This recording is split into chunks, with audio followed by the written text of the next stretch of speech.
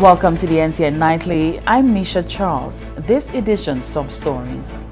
More development coming to the south of the island as government breaks ground for the Canals Resort. Early childhood development takes center stage as government rolls out a project in Jacmel, and Saint Lucia prepares for Independence 41. The government of Saint Lucia is continuing to fulfill its promise of progress and development for all parts of Saint Lucia. This as government broke ground for the Canales Resort in Micoud on Wednesday. The resort boasts of two brands, Dreams and Zoetry, plus Canales oceanfront apartments. The development forms part of the administration's thrust to increase the island's hotel room stock and to narrow the social and economic gap between rural and urban communities. A Lucia NTN report.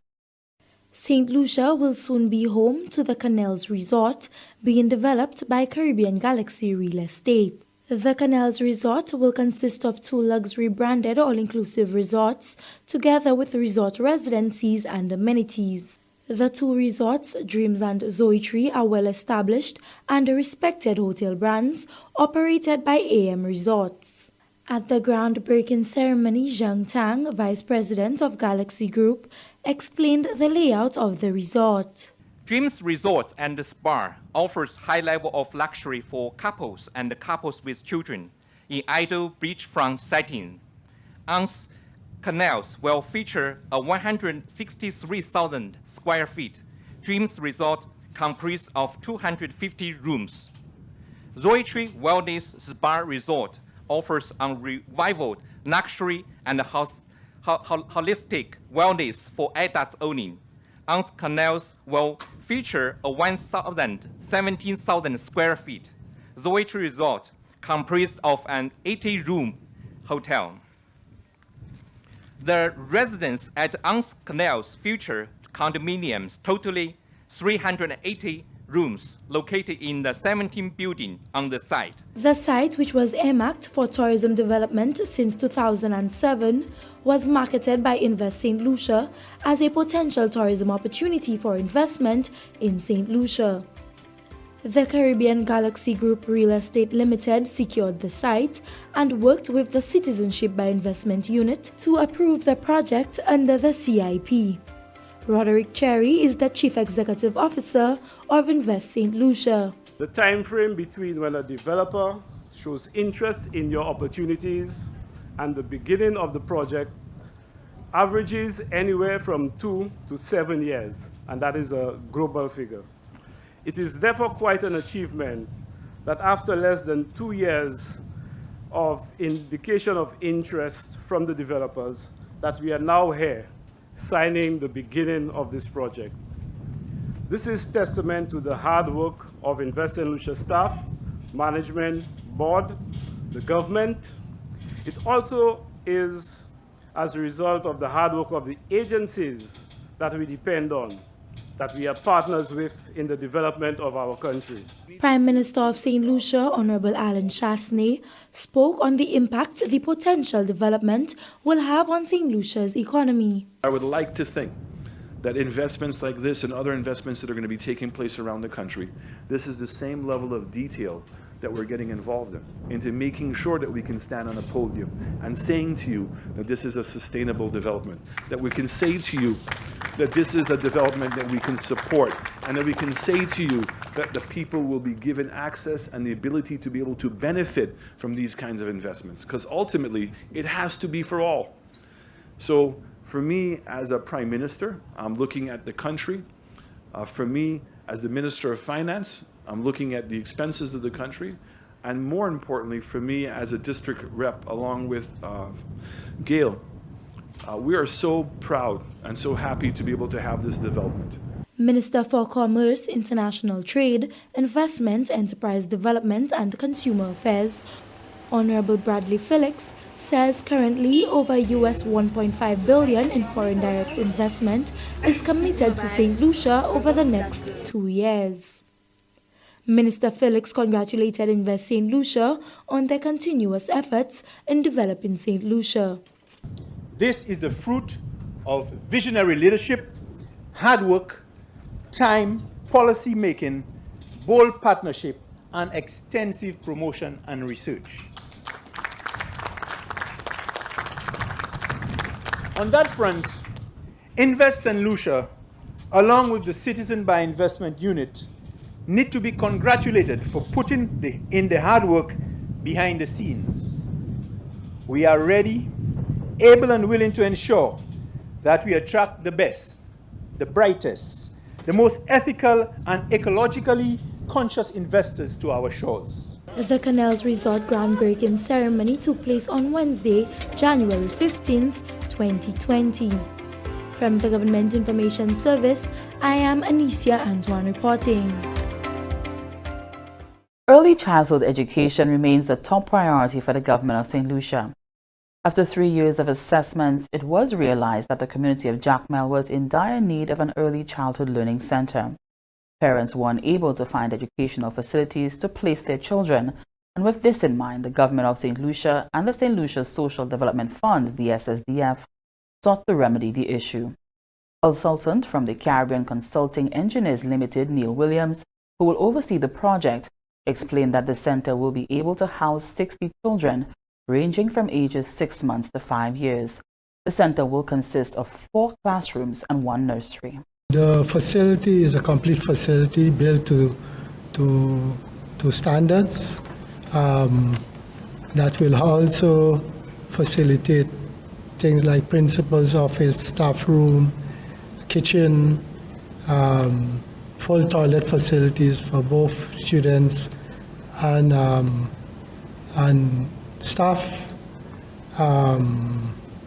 and furniture, specialized furniture that will accommodate that type of a center. The center will be situated on approximately 6,000 square feet of land and will employ an estimated 7 staff members, including the principal. The project is expected to be completed over an 8-month period and is funded jointly by the government of St. Lucia and the Caribbean Development Bank through the Basic Needs Trust Fund at a ratio of 5% and 95% respectively. Minister for Equity, Social Justice, Local Government and Empowerment, Honorable Leonard Montoute, highlighting the necessity of such a center, expressed gratitude to the CDB for its contribution to the development of St. Lucia. He noted that parents will now have a safe and secure place to leave their children while pursuing their livelihoods.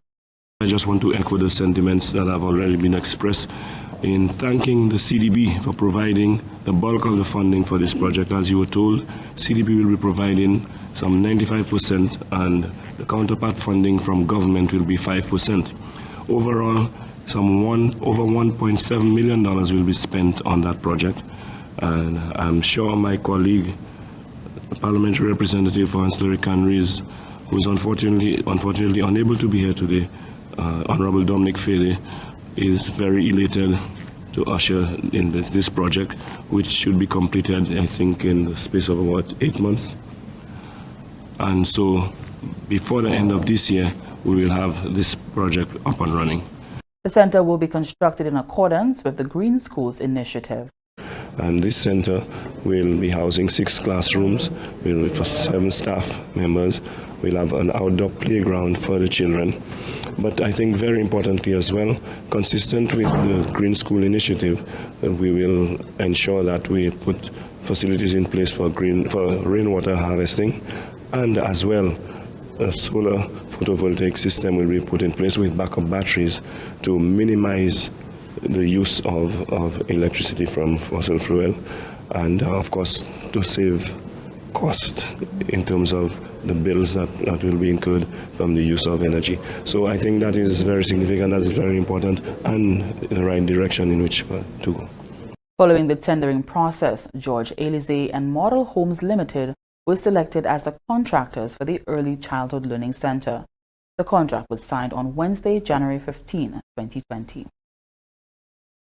Preparations are underway for St. Lucia's 41st Independence celebrations, which will be held under the theme, "Now is the time, let's do this together." The launch of activities took place at the NTN studios on Wednesday. Minister with responsibility for culture and creative industries, Senator Honorable Fortuna Belrose, says this year's theme calls St. Lucians to action and is an extension of Independence 40. This theme is a natural flow, like I was saying, from 2019. We are indeed mobilized, and we all are mobilized And more importantly, we are ready for action. We must now move, and we must do so together so that we can achieve the heights that we want ourselves and our country to achieve. In the last year, we collectively experienced a measure of deliverance. You know, we have persevered, we have toiled, and we have invested. We have learned, and we are reaping the rewards for all to see. So now is the time for us to work together to continue to build Saint Lucia. Now is the time for us to continue to foster the development of our artists, Madam Chair. Now is the time for us to embrace each other's uniqueness, because we are all different, but we want the same thing, so we need to work together. Let us continue to separate the right from the wrong. We've been doing a good job of it so far as a nation, and I think we need to continue in that vein. Celebrations begin in February with a gospel concert, Mr. Independence Show, and Legacy Calypso Show. Chairperson of the Independence 41 Planning Committee, Honorable Janine Girodi McIntyre, called on the citizenry to participate in the various activities which make up this year's celebration. Strides of Unity will be put on by the youth. That is precious to us because it is the best way that we get into the community. And the community comes out, and so it is great advertising for most of our events. Then we move on to Miss Independence. As usual, a staple of our independence activities. Then we have the Independence Horse Race. Of course, that's new, and there will be an Independence Cup. We have Plebel Kai Commercial competition, and we will deliver the winner at the end of the month, as well as for the 40th, because the 40th ended in December and we've not closed off just yet. We have the Independence Youth Debate as usual, and I am not allowed to say what the topic is, so you can all tune in to hear them. It will be a little different this year. Other activities include the Independence Creole Debate, the Independence Walk, Best of Saint Lucia Concert, and the National Independence Day Parade. President of the National Youth Council, Nias Alfred, says the organization's role this year is to inculcate a sense of pride and unity among the youth. The first of our activities is the National Photography Contest, where we hope to engage many talented photographers in St. Lucia. Photographers will be asked to submit images that will be judged under two categories. The first category will be images that demonstrate the theme for this year's independence, and the second for images that show the spirit of St. Lucia, Esprit Saint Lucie, if you may. Deadline for submission of images is February the 24th, 2020. The winner of each of the categories will receive a cash prize of $2,500. We will also look to work with the St. Lucia Tourism Authority to use some of these images as part of the entity's destination marketing efforts. Other youth activities include the Independence National Youth Parliament, which takes place on February 18 under the theme, The New Faces of Democracy. And this is the NTN Nightly. We'll be right back. Small household electrical appliances, when faulty, can give rise to big problems. If you have just purchased a small appliance from a store and you are concerned about the safety of the item, or an appliance has been at home for some time subjected to wear and tear from regular usage, have it tested by the Saint Lucia Bureau of Standards. It is better to be safe than sorry. For more information, contact the Saint Lucia Bureau of Standards at 456-0546 or email slbs@candw.lc or visit the website at www.slbs.org.lc. Saint Lucia Bureau of Standards, making quality and standards our way of life. Welcome back. The government of St. Lucia continues to make strides in supporting local. This time around, the spotlight is being placed on local music and musicians as government seeks to provide the necessary tools to grow the niche. Following several projects conducted through the Basic Needs Trust Fund, where young St. Lucians were trained in music, stage, and theater, there was no avenue for those young people to use their talents. The St. Lucia Social Development Fund believes that the addition of a music recording studio would help provide not only employment, but other opportunities for young people. Neil Williams is the consultant on the project. The Grosley Music Studio is is being constructed within the Human Resource Development Center, with a small extension being added on to house a control room and a recording, a live room, control and live room, where the recordings will take place. It will be outfitted completely with soundproofing insulation, right, and meet the needs of a facility of that standard. The Minister for Equity, Social Justice, Local Government and Empowerment, Honorable Leonard Montoud, welcomed the recording studio, explaining that it would help offset some of the producing costs. He assured that the services will be offered below market price. The studio is expected to be completed within a 6-month period, and upon completion will be outfitted with quality equipment so as to offer the best production value. The project is being constructed to the tune of $350,000 and is being funded by the government of Saint Lucia, which will contribute 5% of the cost, and the Caribbean Development Bank through the Basic Needs Trust Fund, which will contribute 95% of the cost. And so I think that will do a lot for the industry, and will go a long way in encouraging more artisans to get more involved in their craft and to be able to get their productions out.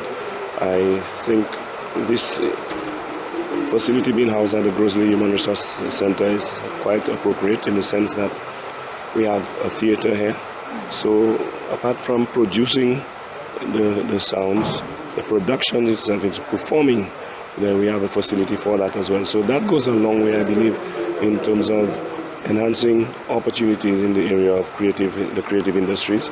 And I'm hoping that especially residents of the North, and particularly of the Grosley constituency, will take full advantage of those opportunities. It is my intention to engage the musicians from the area, to have dialogue with them in terms of exactly how we are going to go about utilizing this facility, how it is going to be made available to them, what are their desires, their wishes, their ambitions for it, so they will have a say. And while it will be managed predominantly by the management committee, but there will be subcommittees where they will have some input as far as how business will be conducted at this center. And that was the Minister for Equity, Social Justice, Local Government and Empowerment, Honorable Leonard Montoud. And this is the NTN Nightly. We'll be right back. I was in my neighborhood. It was a very dark night, and I decided to go for a drink by a bar. On my way from the bar, I felt the sting to my right leg. And when I looked back, I knew it was a full-less snake. You happen to be in an area where there are snakes and you are bitten by a snake. This is what you do. You call for help and try to reach the Victoria Hospital within 1 or 3 hours. You will be seen immediately. My uncle at the time was a police officer, called Victoria Hospital and told them that we're coming down for snake bite. It's the only facility on the island which has a protocol and a treatment plan where you can be treated adequately. We call them before you go there so they can prepare for you. And rest assured that there are adequate supplies of antivenom with doctors who have been trained in the treatment protocols of the snake bite. Welcome back. And here's a look at what's happening to us weather-wise. Fair, hazy and breezy, becoming cloudy at times with a few scattered showers. The Atlantic high-pressure system will continue to generate brisk easterly winds and rough seas around the eastern Caribbean during the next 24 hours. Low-level moisture and instability enhanced by an upper-level jet stream will trigger some showers over the region during the forecast period. The tide for Castries Harbour was low at 2:19 p.m. and will be high again at 8:41 p.m. The tide for Vieux Bay was low at 3:46 p.m. and will be high again at 9:48 p.m. The sea is moderate to locally rough with waves and northeasterly swells 5 to 8 feet or 1.5 to 2.4 meters. Small craft operators and sea bathers are advised to exercise caution due to brisk winds and rough seas. The sun will rise Friday at 6:31 a.m. And that brings us to the end of the NTN Nightly. Join us next time at 7 p.m. with a repeat at 7 a.m. You can also catch up with us anytime on the Saint Lucia Government Facebook page or YouTube channel. I'm Nisha Charles.